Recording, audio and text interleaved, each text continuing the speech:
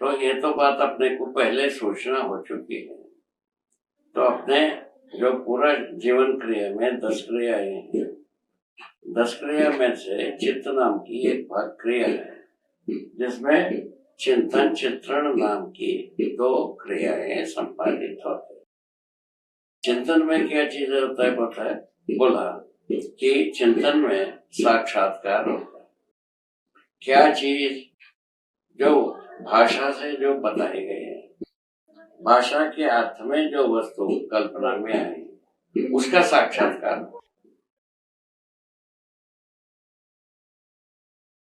समझ में आएगा? वो जो साक्षात्कार हुए बिना अनुभव होता है। यदि साक्षात्कार नहीं होगा, अनुभव होता है। अच्छा, उसके बाद साक्षात्कार होने के लिए क्या कंडीशन लगे? हम प्रमाणित करने की इच्छा समाहित रखें। प्रमाणित करने के लिए इच्छा न हो, साक्षात्कार होते। प्रमाणित करने की इच्छा में क्या क्या समाया है? न्याय धर्म सत्य, अपना तुलन में जो 3 बात है, न्याय धर्म सत्य, ये कंटेंट रूप में, ठीक है ना? इसको हम प्रमाणित करना है। प्रमाणित कैसे करेंगे? जीने में प्रमाणित है ना? मतलब इसमें आचरण जुड़ा ही है। हाँ, पूरा है। उसमें जो है ना, आ गया जीने में क्या प्रमाणित, कैसे प्रमाणित करोगे? उसके बाद में ये आ गया 9 फ्रैक्चर, कायिक, वाचिक, मानसिक, अनुमान, 9 प्रकार से हम प्रमाणित करें। हो गया पूरा हो गया। इस ढंग से तर्क को पूरा करते हैं। अध्ययन करते समय में तर्क को पूरा करते हैं, ठीक है? यदि हम प्रमाणित करने की इच्छा को हटा करके हम साक्षात्कार कर लें, अनुभव कर लें, ये होने वाला नहीं, किसी को नहीं होगा इस धरती पर, एक आदमी को भी नहीं होगा। अभी जो थोड़ा सा आगे की आयु वालों का साथ परेशानी, वो कसौटी में लाने के लिए निष्णात, जिम्मेवारी के लिए निष्णात बने नहीं रहते। हम कसौटी में कस करके हम सीधा है। कसौटी में कसने की क्या है, साक्षात्कार होता है कि नहीं देख लेते हैं, अनुभव होता है कि नहीं होता है देख लेते हैं। अनुभव होता है तो बाद में सोचेंगे, अनुभव किस आधार पर होगा? प्रमाणित करने की अपेक्षा के साथ, अपेक्षा के बिना श्रवण से अनुभव तक पहुंचता ही नहीं। श्रवण से अनुभव तक पहुंचता ही नहीं। बहुत सॉलिड कमेंट है बाबा, ठीक है। अगर श्रवण से अनुभव तक नहीं पहुंचता है, वो साक्षात्कार होना ही नहीं। भले हम तुलन के रूप में भाषा को हम सोच सकते हैं, कल्पना में तो तुलन से यहाँ तक तो पहुंच सकते हैं। श्रवण से तुलन तक कल्पना के प्रोजेक्शन हो सकते हैं, किंतु वो जो है ना तुलन अनुभव की रोशनी में, प्रमाण की रोशनी में यदि हम उद्देश्य नहीं रखेंगे, वो साक्षात्कार में पहुंचेगा। बहुत अच्छा है बाबा, बहुत अच्छा है। समझ गए? एकदम ये पहुंचने वाला है। इसीलिए हर व्यक्ति को श्रवण के बाद मनन नाम की चीज है, जिससे तुलन होता है। ठीक है। मनन के बाद जो है ना साक्षात्कार, साक्षात्कार मनन के साथ क्या जुड़ने की जरूरत हो गई? क्यों तुलन करते हैं? प्रमाणित होने के लिए। क्यों तुलन करते हैं, ये जोड़ना जरूरी है। उसके अलावा कोई रास्ता नहीं। अदरवाइज क्या है, तुलन के लिए हो जाएगा। हाँ, हो गया। तो भाषा तक की भाषा तक की तो बार बार वही पढ़ते रहेंगे, उससे उसमें समय व्यतीत हो जाएगा। समय को यदि सेव करना है, यह टेक को अपनाने की आवश्यकता है। यदि उपयोगिता पूरकता को पहचान पाता हूं, इसका मतलब सहअस्तित्व समझ में आ रहा है। सहअस्तित्व का साक्षात्कार हुआ है, इसकी पहचान है कि मैं उपयोगिता पूरकता को पहचानता हूं और हमेशा पहचाने रहता हूं। उपयोगिता पूरकता को पहचानने के बाद आदमी अहंकार में नहीं जा सकता है। उपयोगिता पूरकता को नहीं पहचानता है तो दूसरे का सम्मान नहीं करता है, इसलिए अपने अहंकार में जाता है। तो इस प्रकार हम साक्षात्कार में जाते हैं। जो साक्षात्कार में जाते हैं वो बोध में जाते ही हैं। जिस चीज का साक्षात्कार, तो साक्षात्कार की लिस्ट नीचे है। अस्तित्व, सहअस्तित्व का साक्षात्कार, जीवन का साक्षात्कार, जीवन के स्वभाव और धर्म का साक्षात्कार, तीनों अवस्थाओं के स्वभाव और धर्म का साक्षात्कार। अब जो साक्षात्कार क्रमशः होता है, जो साक्षात्कार हुआ वो बोध में चला गया, जो बोध में चला गया ऐसा ही जीने का संकल्प हो गया। ये बोध की महिमा है, साक्षात बोध की महिमा है। बोध की स्थिति है तो गति है। जो बोध में आएगा मतलब अनुभवगामी विधि से समझ में आया, इसका नाम समझदारी है। तो समझदारी जैसे जैसे बढ़ती गई तो समझदारी में जो आ गया वैसा जीने का संकल्प हो गया। जैसा जीने का संकल्प हुआ उसी के अनुसार जीने का स्वरूप बन गया। अभी अनुभव नहीं हुआ, अनुभव के पहले ही जो बोध में आ गया उसके आधार पे जिनका बोध हो गया उनका संकल्प हो गया, वैसा जीने का स्थिति बन गया और उसके आधार पे चित्रण हो गया। अभी तक चित्रण कहां से हो रहा था? वो पड़ोसी से नियंत्रित था, टीवी से नियंत्रित था, बाहरी वातावरण से नियंत्रित था। अब चित्रण, अब ये कनेक्शन कट गया। जितना साक्षात्कार हो गया, उतना बोध हो गया, उतना संकल्प हो गया, उतना जीने का स्वरूप उपलब्ध हो गया। तो जो चित्रण अभी तक लावारिस था उसको वारिस मिल गया और वो यहां से नियंत्रित हो गया, अब ये नीचे का पूरा उतना मामला नियंत्रित हो गया। धीरे धीरे धीरे धीरे क्रमशः है, तो श्रवण भी क्रमशः है, मनन भी क्रमशः है, साक्षात्कार बोध भी क्रमशः है। क्रमशः का मतलब जैसे जैसे होता गया, साक्षात्कार 10%, साक्षात्कार 20%, 50%। एक स्थिति को पहचाना जब मैं जीवन के होने को पहचान लेता हूं, मैं जीवन हूं, ये साक्षात्कार बोध में आने से इसको अर्ध विकसित कहा गया है। यहां पे आने के बाद एक काफी अच्छी स्थिति बन जाती है। ये स्थिति आने के बाद में फिर पूरी स्थिति मैं पूरा ही पहचान लेता हूं। जैसे ही मैं पूरा अवधारणा, पूरा इसको अवधारणा बोला, अवधारणा डिपॉजिट हो रही है ना, अवधारणा डिपॉजिट हो रही है। इसलिए अवधारणा की बढ़िया परिभाषा है, जीने के लिए, अभ्यास के लिए स्वीकृतियां बराबर अवधारणा। अभ्यास के लिए स्वीकृतियां बराबर अवधारणा, क्योंकि जो बोध में आता जाएगा वो मेरे लिए जीने के लिए अभ्यास बन जाएगा। अभ्यास यहां हो रहा है, इसके पहले में अनुकरण अनुसरण पूर्वक अभ्यास हो रहा है। मनन के लेवल पे अनुकरण अनुसरण पूर्वक अभ्यास हो रहा है। जब साक्षात्कार बोध में चीजें आ गई तो वो साक्षात्कार बोध पूर्वक अभ्यास हो रहा है जीने का। अब जैसे ही अवधारणा, इस क्रम में चलते चलते अवधारणा पूरा हुआ, अवधारणा पूरा हुआ तो इसको बोला कि बोध हुआ, बोध हुआ, अवधारणा पूरा हुआ, बोध हुआ, तत्काल बुद्धि ने आत्मा को पहचाना। तत्काल आत्मा साथ साथ ही होता है, तत्काल आत्मा ईश्वर में अनुभूत हुआ और तत्काल अनुभव बोध बुद्धि में हुआ, ये वापस हो गया। तो क्या घटना एक साथ है? अवधारणा का पूरा होना, उसी क्षण बुद्धि का आत्मा को पहचाना, इसको आत्मबोध कहा। उसी क्षण आत्मा का सहस्तित्व में अनुभूत होना, इसको सहस्तित्वानुभूति कहा। उसी क्षण अनुभव बोध, अनुभव का बोध बुद्धि में वापस होना, ये चारों चीजें एक साथ होने वाली घटना है।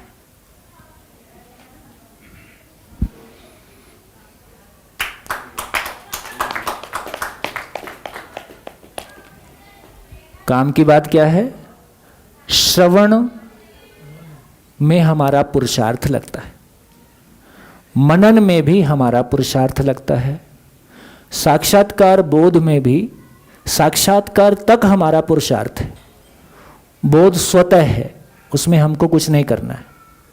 बोध पूर्ण हो गया तो अनुभव स्वतः है, उसमें भी हमको कुछ नहीं करना है। तो हमारा सारा प्रयास केवल साक्षात्कार तक है। तो अध्ययन का मतलब क्या है? साक्षात्कार हुआ तो अध्ययन हुआ, साक्षात्कार नहीं हुआ तो अध्ययन नहीं हुआ। तो सुनना अध्ययन नहीं है, बोलना अध्ययन नहीं है, पढ़ना अध्ययन नहीं है, सुनाना अध्ययन नहीं है, शिविर लेना अध्ययन नहीं है। रास्ता है, रास्ता है। साक्षात्कार हुआ ये अध्ययन है, और अध्ययन हुआ है इसका प्रमाण अनुभव है। अनुभव नहीं हुआ इसका मतलब अध्ययन नहीं हुआ, इसका मतलब मनन में कोई कमी होगी, श्रवण में कोई कमी होगी। अब जो भी कमी होगी, अनुभव नहीं हुआ है तो पीछे का बैक गियर पूरा है।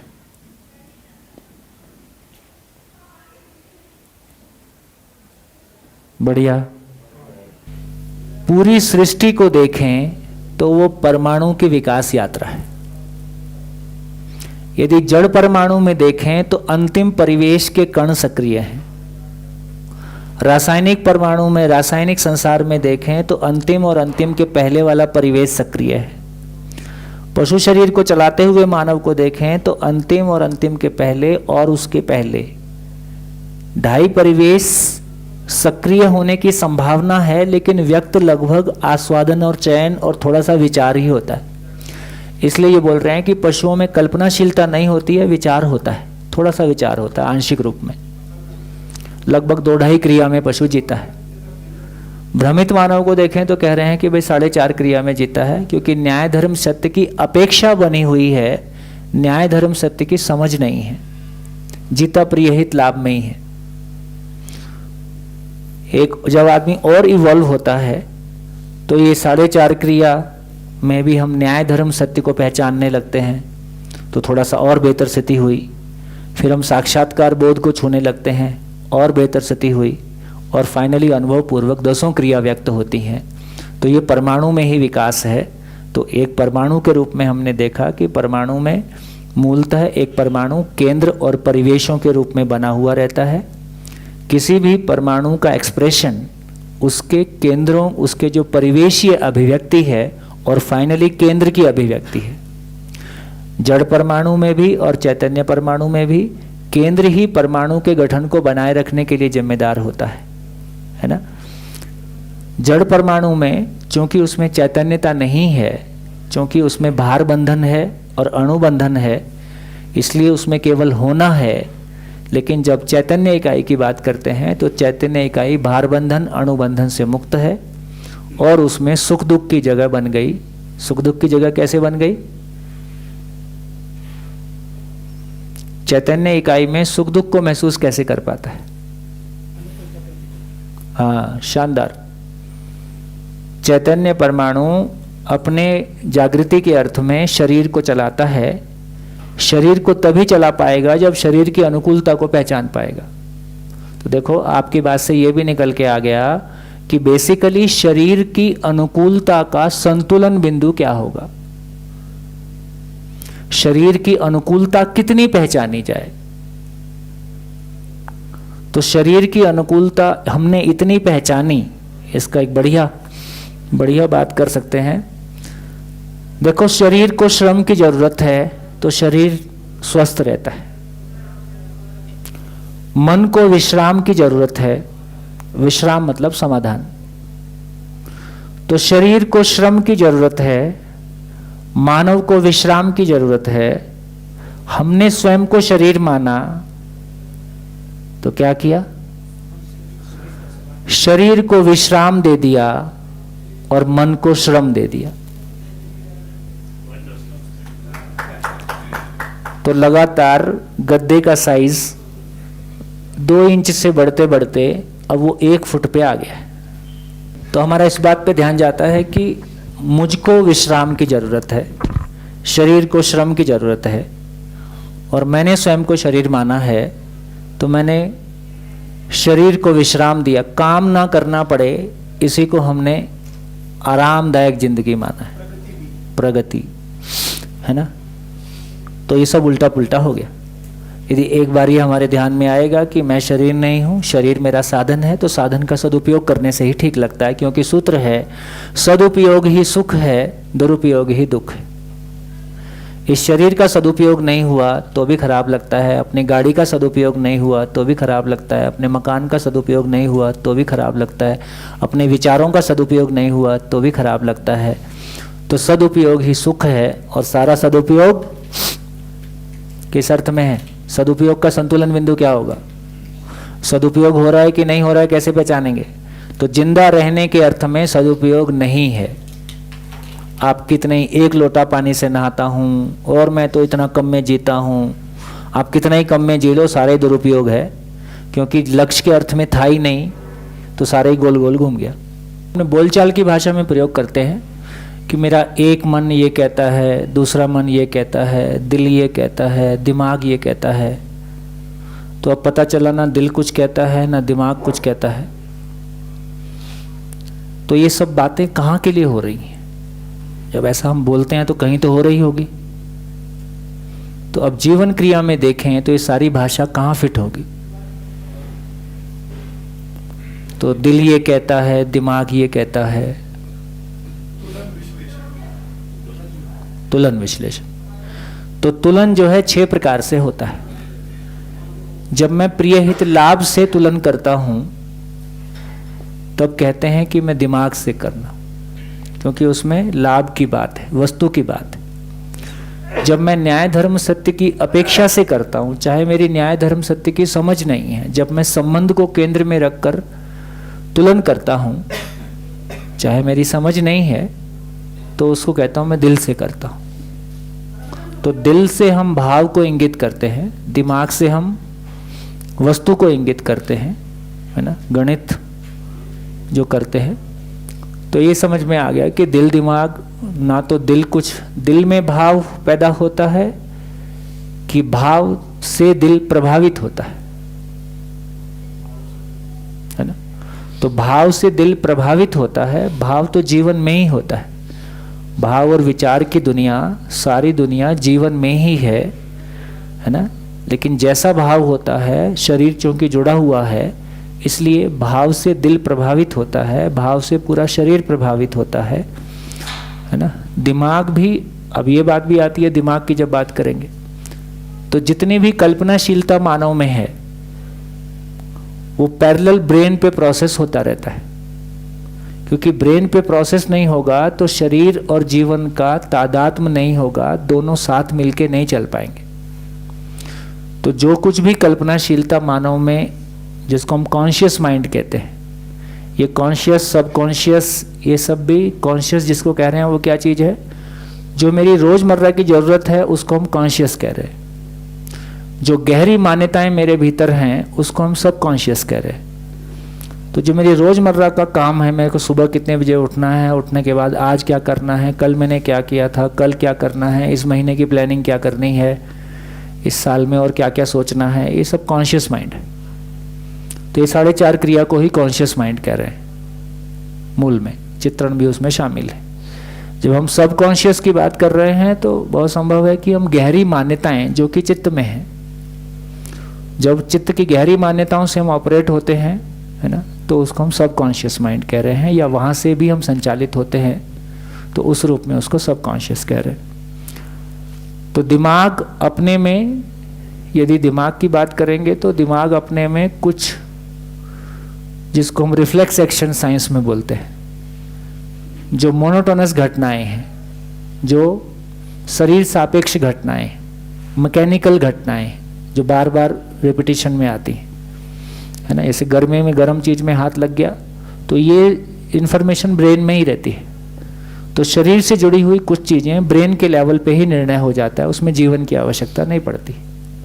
इवन जो घटनाएं बहुत रिपीटेड हैं, जैसे आप कोई काम रिपीटेडली करते हो, ऐसे गाड़ी हम रोज़ चलाते हैं, गाड़ी रोज़ चलाने का एक निश्चित पैटर्न है और उसी पैटर्न में क्लच बढ़ाना, ब्रेक बढ़ाना, गियर बदल देना, ये मैकेनिकल हो गया है। जब हमने शुरू में सीखा था एक एक चीज़ को बहुत निर्णय पूर्वक सीखा था, अब ये अपने आप होते रहता है जब तक कोई इमरजेंसी क्रिएट नहीं हो। तो ऐसी भी कुछ चीज़ें ब्रेन के लेवल से ऑपरेट हो सकती हैं, है ना। लेकिन जो निर्णय जिंदगी को लेके जो भी हम निर्णय लेते हैं वो सारा मूलतः जीवन में ही होता है। भाव और विचार मूलतः जीवन में ही है और वो ब्रेन पे प्रोसेस्ड रहता है ताकि शरीर और जीवन का तदाकार बना रहे।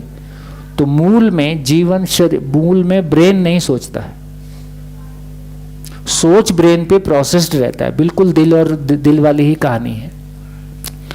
दिल में भाव पैदा नहीं होता है, भाव से दिल प्रभावित होता है। ब्रेन में विचार नहीं होता है, विचार ब्रेन पे प्रोसेस्ड रहता है। विचार ब्रेन के माध्यम से ही, चूंकि यदि विचार ब्रेन पे प्रोसेस नहीं होगा तो मेरे अनुसार शरीर काम ही नहीं करेगा। तो वो एक कहानी है। तो ये हमारी क्लैरिटी बने कि मूलतः ब्रेन जीवन के संकेतों का प्रसारण शरीर पे कर सके और शरीर से मिली सूचनाओं को जीवन तक पहुंचा सके। ब्रेन उसमें दुभाषीय का काम करता है, दोनों के बीच में एक पुल का काम करता है। ये बात हमने देखी। तो हमने देखा कि जब हम कह रहे हैं कि मेरा एक मन ये कहता है, मेरा दूसरा मन ये कहता है, ऐसा क्या मतलब है? दिल दिमाग की बात तो कर ली। तो तुलन में जो प्रिय दृष्टि है, प्रिय दृष्टि में कितने प्रकार के टाइप हो सकते हैं? प्रिय का मतलब है शब्द, स्पर्श, रूप, रस, गंध। इनसे जो भी अनुकूल और प्रतिकूल सूचनाएं मिलती हैं उनको हम प्रिय अप्रिय कह रहे। अब प्रिय कितने प्रकार का हो सकता है? तो मेरे को लाल रंग भी अच्छा लग रहा है लेकिन लाल के साथ में कोई दूसरा शेड भी अच्छा लग रहा है। तो एक कलर के ही कितने 1000 शेड हो सकते हैं, सूंघ के कितने शेड हो सकते हैं, इस तरह से हर चीज़ की कितनी वैरायटी हो सकती है। तो इन्हीं में से मैं कह रहा होता हूँ कि मेरा एक मन ये कहता है, एक मन कहता है लाल रंग का शर्ट ले लूँ, दूसरा मन कहता है पीला रंग का ले लूँ, है ना। दो चीज़ें एक साथ पसंद आ रही, तो अनेक चीज़ों के साथ। तो बेसिकली जब हम एक मन, दो मन, तीन मन, चार मन, 1000 मन, जो कुछ भी कहें, वो कुल मिला के प्रिय अप्रिय में जितनी वैरायटी है उसी को हम बोल रहे होते हैं, है ना। तो अब हमको जो हमारी रोज़मर्रा की भाषा है उस पर भी क्लैरिटी आई। एक और बात हम बोलचाल की भाषा में यूज़ करते हैं, क्या बोलते हैं? मन का स्वभाव कैसा है? चंचल है। और मैं स्थिरता चाहता हूं कि चंचलता चाहता हूं? मैं स्थिरता चाहता हूं। मन का स्वभाव चंचलता है, मैं स्थिरता चाहता हूं। मन का स्वभाव चंचलता है, इसका मतलब रहेगा, है मतलब रहेगा। तो ये जीवन में मैन्युफैक्चरिंग फॉल्ट हो गया। बात ध्यान में आई? मैं स्थिरता चाहता हूं, लेकिन जीवन का ही एक कंपोनेंट मन है जिसका स्वभाव ही चंचल है मतलब हमेशा रहेगा। तो ये कन्फ्लिक्ट हो गया, ये अंतर्विरोध हो गया, ये प्रकृति में कोई गलती हो गई, ऐसा नहीं हो सकता। इसका मतलब क्या समझ में आया? तो फिर मन की चंचलता क्या है? तो मन निरंतर सुख को चाहता है और हम कितना उपलब्ध कराते हैं? क्षणिक। तो इसका मतलब है मन की चंचलता का मतलब है कि मन निरंतर सुख के लिए शोधरत है, यह मन की चंचलता है। और जिसको निरंतर सुख उपलब्ध हो गया वो उसका मन स्थिर हो जाएगा। इसलिए मन का स्वभाव चंचलता नहीं है। भ्रमित मानव का मन चंचल होता है, जागृत मानव का मन स्थिर ही होता है। तो मन का स्वभाव चंचलता, यह परिभाषा किसने बनाई? भ्रमित मानव ने अपने लिए परिभाषा बनाई। क्रोध स्वाभाविक है, क्रोध स्वाभाविक है। स्वभाव क्या होता है? जो स्वीकृत भाव है वो स्वभाव होता है। क्रोध स्वीकृत है, जिस पे किया जाए उसको स्वीकृत है, करने के बाद दोनों को स्वीकृत है।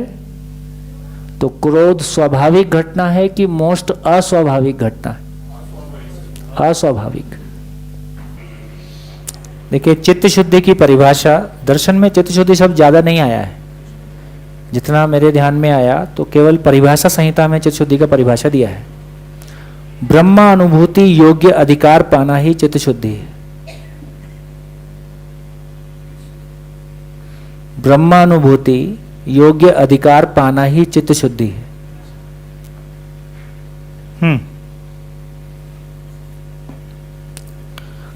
अनुभव संपन्न होने के बाद आत्मा जानता है, मानता है। ठीक है, आत्मा में जानना होता है। जैसे हम कहते हैं कि मानना कहाँ होता है, तो मानना मन के लेवल पे भी है, वृत्ति के लेवल पे भी है, चित्त के लेवल पे भी है, वृत्ति के लेवल पे भी है, आत्मा के लेवल पे भी है। हाँ, एक मानना बिना जाने होता है जो 4.5 क्रिया में होगा। आस्था मतलब बिना जाने मान लेना, विश्वास मतलब जानकर मानना। तो अनुभव मूलक विधि से जब आए तो जानकर मानना हुआ। माने बिना तो आप जी नहीं सकते कोई भी चीज को, तो मानना तो होता ही है। अब बिना जाने मानना है कि जानकर मानना है। जानकर मानेंगे तो जीना हो जाएगा, बिना जाने मानेंगे तो जिंदा रहना हो जाएगा या संवेदनशीलता पूर्वक जी लेंगे। वही जानकर मानना मतलब जानने के, कोई चीज को मैं जानता हूं कि कोई चीज को मानना तो होगा ही। बिना जाने मानना होगा कि जानकर मानना होगा। जानकर मानना जो है वो अनुभूति जन्य है, अनुभव मूलक विधि से है वो। तो ऐसा कह रहे हैं कि अनुभव संपन्न होने के बाद में आत्मा जानता है, मानता है। बुद्धि इस अनुभव प्रमाण बोध को प्रमाणित किया या नहीं, यह आत्मा में मूल्यांकित होता है। तो अनुभव संपन्न बुद्धि, अनुभव संपन्न आत्मा है ना, अनुभव संपन्न आत्मा मूल ऊर्जा को, खाली स्थान खाली नहीं है, धर्म अनुभव में आता है। आत्मा इस बात को जानता है कहीं कहीं ये भी आता है कि आत्मा क्रियाशील नहीं होता है, या आत्मा केवल दृष्टा भर होता है। तो आत्मा जानता है, जो कुछ उसने देखा उसको जानता है, जो कुछ अनुभव के क्षणों में देखा, जीवन में कहीं भी कुछ देखा, उसकी स्मृति कहाँ पे रहेगी? उसकी स्मृति हमेशा चित्त में ही रहेगी। तो जिस समय अनुभव हो रहा है उस समय चित्त चुप हो गया ऐसा नहीं, चित्त भी चालू है, मतलब चित्त भी उपलब्ध है। तो अनुभव जब हो रहा है तो ये कह रहे हैं कि रूप और गुण 4.5 क्रिया में रहता है, स्वभाव और धर्म ऊपर 5.5 क्रिया, स्वभाव और धर्म को देखने की ताकत 5.5 क्रिया में साक्षात्कार बोध में है, और अनुभव पूर्वक धर्म, फाइनली सत्य और धर्म क्लियर हो गया। तो अनुभव संपन्न होने के बाद आत्मा जानता है, मानता है। बुद्धि इस प्रमाण, अनुभव प्रमाण बोध को प्रमाणित किया कि नहीं, या आत्मा में मूल्यांकित करता है। तो आत्मा जानता है, मानता है और इस बात का मूल्यांकन करता है कि जो आत्मा ने देखा, बुद्धि ने उसको क्रियान्वित किया कि नहीं किया। तो जो भाषा है, मन शरीर का मूल्यांकन करता है, वृत्ति मन का मूल्यांकन करता है, चित्त, बुद्धि, आत्मा बुद्धि का। तो आत्मा बुद्धि का मूल्यांकन करता है कि आत्मा में जो अनुभव हुआ, उसका जो अनुभव बोध बुद्धि में हुआ, बुद्धि ने उसको, बुद्धि की गति है संकल्प, तो बुद्धि ने उसको क्रियान्वित किया कि नहीं किया। अब बुद्धि देख रहा है चित्त को कि जो अनुभव बोध बुद्धि में आया, जिसको जीने का संकल्प बुद्धि में हुआ, उसको चित्त ने क्रियान्वित किया कि नहीं किया। तो चित्त में उसके लिए जीने का स्वरूप बना, ऐसे जीने के स्वरूप की रोशनी में चित्रण हुआ, जीने की योजना बनी, ऐसे जीने की योजना का तुलन विश्लेषण न्याय धर्म सत्य की रोशनी में हुआ, प्रिय हित लाभ उसमें नियंत्रित बना ही रहता है, और उसके आधार पे आदमी का जीना हुआ। तो अनुभव संपन्न होने के बाद आत्मा जानता है, मानता है। बुद्धि इस अनुभव प्रमाण बोध को प्रमाणित किया या नहीं, यह आत्मा में ही मूल्यांकित होता है। अनुभव संपन्न आत्मा यह मूल्यांकित करती है कि अनुभव प्रमाण बोध को बुद्धि सदुपयोग किया या नहीं किया।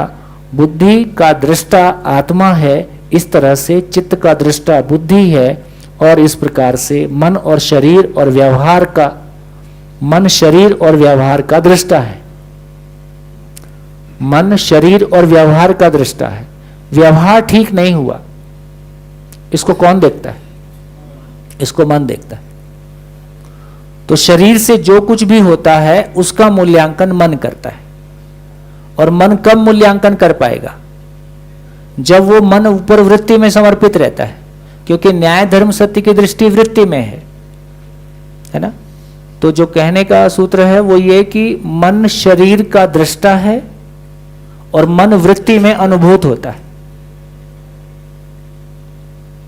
अनुभूत होता है मतलब समर्पित होता है, मतलब उसके अनुसार चलता है, उसके अनुसार चलता है। तो मन शरीर को चलाता है और वृत्ति के अनुसार चलता है। वृत्ति मन को चलाता है और चित्त के अनुसार चलता है। ऐसे ही चित्त वृत्ति को चलाता है, बुद्धि के अनुरूप चलता है। अब बुद्धि में माल नहीं है, बुद्धि में माल नहीं है, बुद्धि में माल नहीं है, तो इसका मतलब हो गया कि वो उस तरह से काम नहीं करेगा जैसा हम। बढ़िया, ठीक है। तो देखो इसी पे बात करते रहेंगे तो कितनी बात ही कर लेंगे, फिर दोबारा से जीवन क्रिया ही कर लेंगे एक बार। लेकिन कितनी बार भी सुनो उतना ही ताजा लगता है। ये भी एक अद्भुत बात है, कितनी बार भी बोलो उतना ही नया लगता है। क्यों? क्योंकि ये सच है, क्योंकि ये नित्य वर्तमान है। जो नित्य वर्तमान है उस पे बात करते हैं, वो कभी बासी नहीं होता है। इसलिए ज्ञान नित्य नूतन होता है। जब हम ज्ञान पूर्वक संबंधों में जीते हैं तो संबंध भी कभी बासी नहीं होता है। हम संबंध को शरीर मूलक जीते हैं कि संबंध को भाव मूलक जीते हैं? जब हम भाव मूलक जीते हैं, है ना, जैसे आप अपने बच्चों के साथ देखो, बच्चे कभी पुराने हो जाते? पति पत्नी संबंध पुराने होते हैं? बच्चे फिर भी पुराने नहीं होते, क्योंकि बच्चों के साथ फिर भी आप संवेदनशीलता के साथ में जीते हो। पति पत्नी संबंध में यदि हम शरीर विधि से जीते हैं तो संबंध पुराने हो जाते हैं।